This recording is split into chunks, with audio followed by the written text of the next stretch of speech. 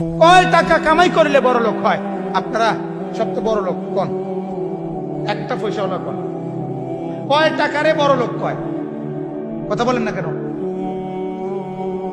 কয় টাকা হইলে মানুষ বড় লোক হয়? পৃথিবীর কোন বইতে আছে এই কথা? বলো না ভাইয়া, শিক্ষিত ছেলে বলো। পৃথিবীর কোন বইতে আসেনি বড় লোকের কোন সংজ্ঞা? তো বড় লোক কেমন? কোথাও তো এই কথার কোনো লিমিট নাই যে 1 কোটি টাকা হলে বড় লোক বলে। 1 কোটি টাকা নিয়ে কেউ যদি দুবাই যায়, 10 কি হতো?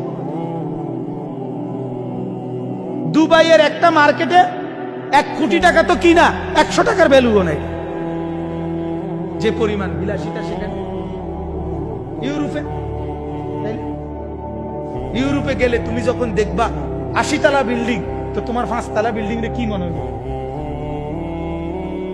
মশার ঘর আর মাছির ঘর সারা আর কিছু মনে হবে? এটা কেউ গনার ধরে এগুলো? আমি তো নিজে দেখছি সৌদি আরব 8 তলা বিল্ডিং এর ছাদের মধ্যে ছাগল ফালে,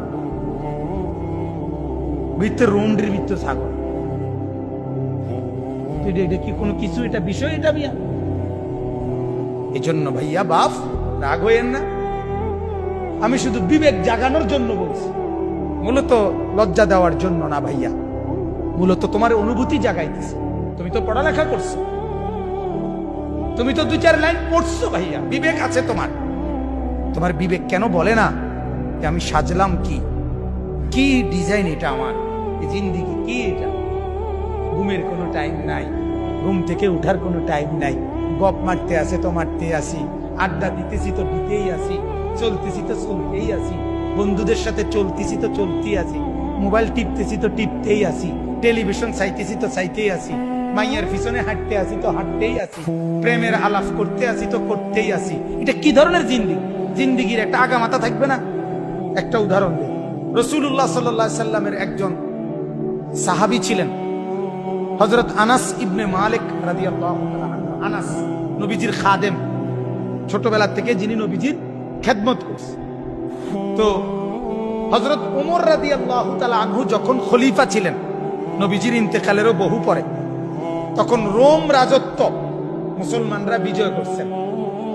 তো ওই রোমের একটা জায়গা নাম ছিল তুস্তার। তুস্তার কি নাম? এই জায়গায় যখন মুসলমানদের সাথে কাফেরদের যুদ্ধ হয়, ওই যুদ্ধটা বড় তীব্র, মারাত্মক, সাংঘাতিক একটা যুদ্ধ ছিল।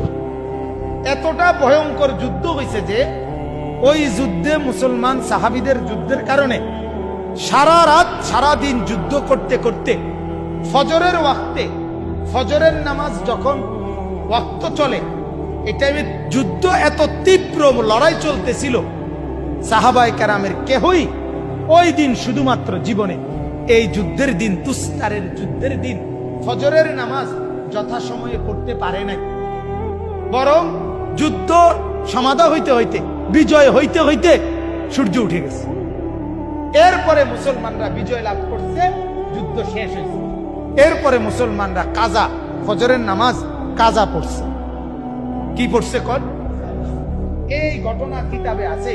পরবর্তীতে সাহাবায়ে কেরাম যখন নিজেদের মধ্যে যখনই কোনো কারণে ওই যুদ্ধের ঘটনা বলতেন, তখন এই যুদ্ধের নামও বলতেন।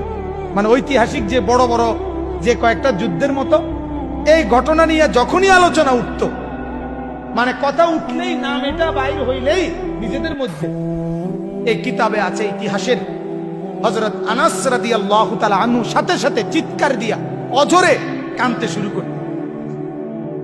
তখন অন্যান্যরা বলতো, আনাস তুমি কাঁদছো কেন? এটা তো সেই যুদ্ধ যেই যুদ্ধে আল্লাহ তাআলা তীব্র লড়াইয়ের পরে আমাদেরকে তো বিজয় দান করছে, তো এনে কান্দার কি আছে? আমরা তো এখানে হারি নাই, আমরা তো জিতছিলাম এই যুদ্ধে। এই হযরত আনাস তখন কাঁদা কাঁদা চোখের পানি ফেলে মৃত্যু পর্যন্ত বলতেন, হায় এটাই তো সেই যুদ্ধ যে যুদ্ধ আমার ফজরের নামাজ কাজা করায় ফেলেছে। আজীবন পরবর্তী জীবনটা মৃত্যু পর্যন্ত এই একটা দিনের 1 ওয়াক্ত ফজরের নামাজ কাজা হয়েছিল জীবনে, ছেড়ে দেয় নাই, বাদ দিয়ে দেয় নাই, কাজা হয়েছে শুধু। পরে পড়ছে, এ কারণে মৃত্যু পর্যন্ত কাঁদতেন। হায়, এটাই তো সেই যুদ্ধ, যে যুদ্ধ আমার ফজরের নামাজ খাজা। যুবক, বলো তোমার জীবনে ফজরের নামাজ পড়ছো কতদিন, ছাড়ছো কতদিন? মহল্লার মুসলমানকে জিজ্ঞাসা করেন, বাপ ফজরের নামাজ পড়ছেন কতদিন, ছাড়ছেন কত? অতএব একটু ভাবেন, একটু ভাবেন। রমজান পরপরই সময়, আবারও একবার ভাবা, হিসাব করা কেমন অনুভূতি। এই 89 বার আল্লাহ তাআলা আমাদেরকে ইয়া আইয়ুহাল্লাযীনা আমানু এই শব্দ দিয়ে ডাক দিয়েছেন। সুবহানাল্লাহ। এই ডাক একথা প্রমাণ করে, যখনই এই ডাক আল্লাহ আমাদেরকে দিছেন, তখনই একথা প্রমাণ করে আল্লাহ তাআলা আমাদের ঈমান গ্রহণ করে নিয়েছেন। গ্রহণ করে নিয়েছেন বলেই হে ঈমানদারগণ বলে আমাদেরকে ডাক দিয়েছেন। ঠিক কি না বলে? তাহলে এটা একটা সুখের কথা, এটা একটা সুখের খবর যে মালিক আমার ঈমান কি করে নিছে, গ্রহণ করে নিছে।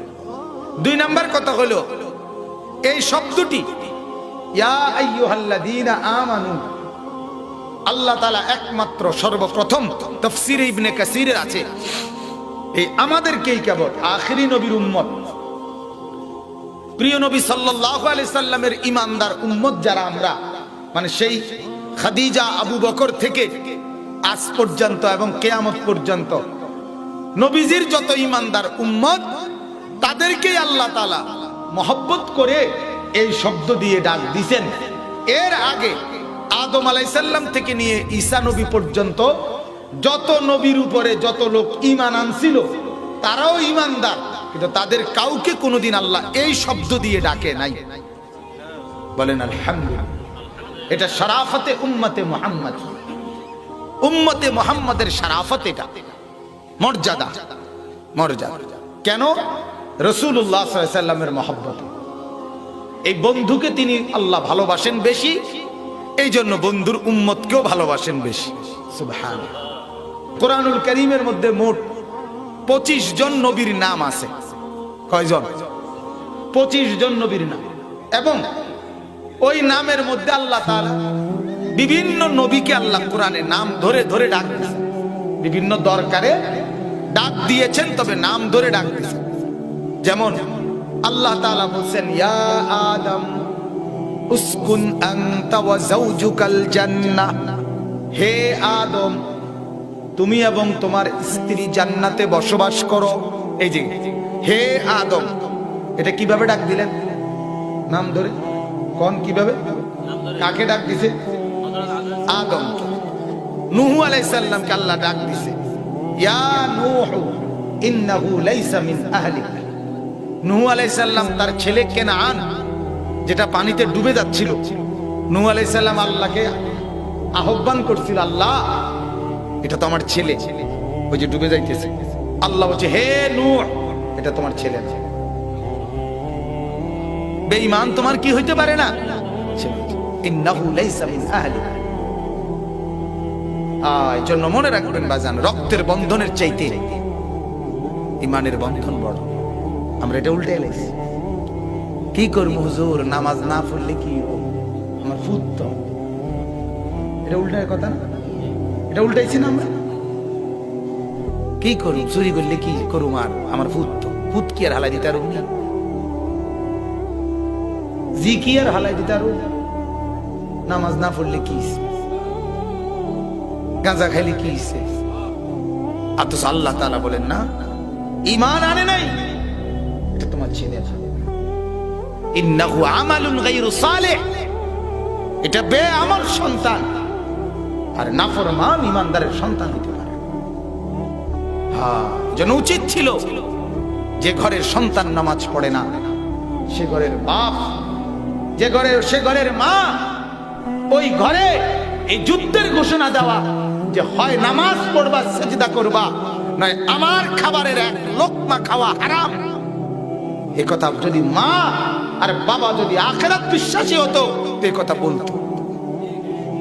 কোরআনুল কারীমে আল্লাহ আল্লাহ বলছে, আল্লাহ আল্লাহ বলছে মান ইউশরিক বিল্লাহ হারামাল্লাহু আলাইহিল জান্নাহ।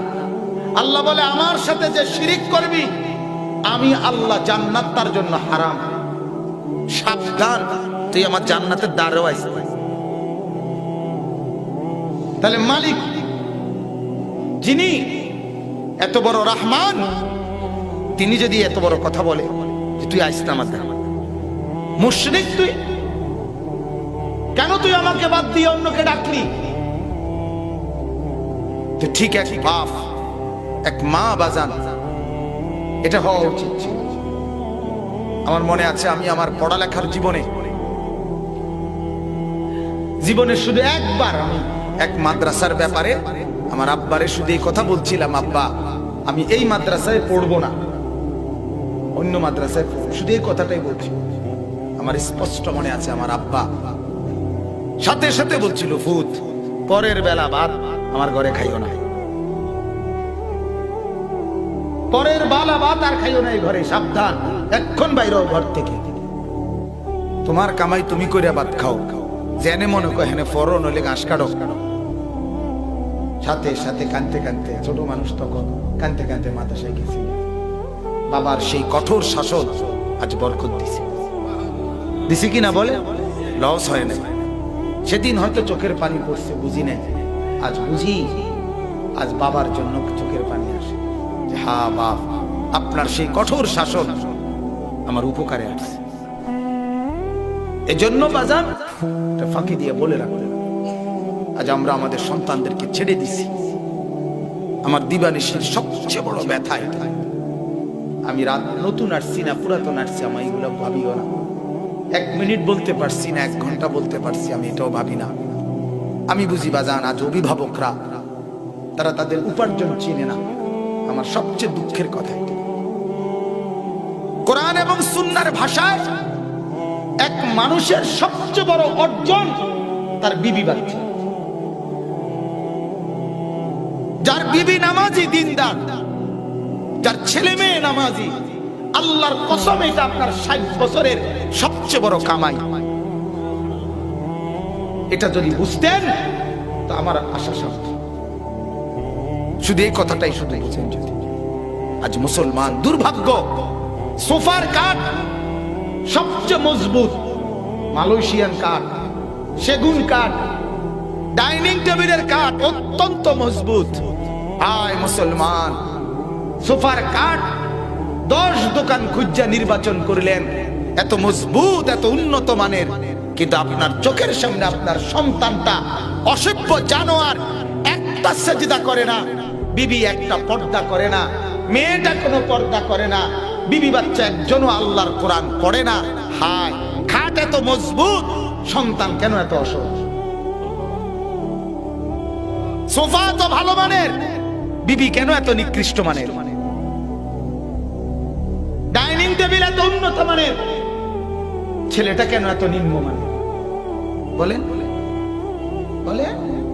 তাহলে বুঝেন নাই, কামাই চিনেন নাই, রোজগারটা চিনেন নাই, উপার্জন চিনেন নাই। মুসলমান মুসলমান চিনে নাই। আমার সেদিন একজন 5 বয়সী লোক দেখাইতেছে তার বাড়ি। হুজুর এই বাড়িটা করছি, 4টা রুম হুজুর, বড় বড়, 4টার লগে বাথরুম। মানে উনি যে বলতেছে মনে হয় যেন আরে এত বড় নিয়ামত আর কি, 4 রুমে বাথরুম, মানে খাইয়া জাগা। যেখানে ওই যে আমাদের দেশে, আপনাদের দেশে আছে কিনা, উন্দুরের ওষুধ বেছে, জাগাত খায়, জাগাত বেড়ে, উন্দুরের ওষুধ যারা বেঁচে রাখে, যে এনে খায় এনে কি বেড়ে, মানে এনে মরে যায় উন্দুরের ওষুধ খাইলে, জাগাত খায়, জাগাত বেড়ে। এবার হিসাব হইল যে কত বড় নিয়ামত ওনার, 4টা রুম, 4টা বাথরুম এর লগে, যে এনে খাইবে এনে বেড়ে। এটাই অর্জন, এই ছিল 60 বছরের কামাই। আল্লাহ আমাদেরকে বুঝার তৌফিক দান।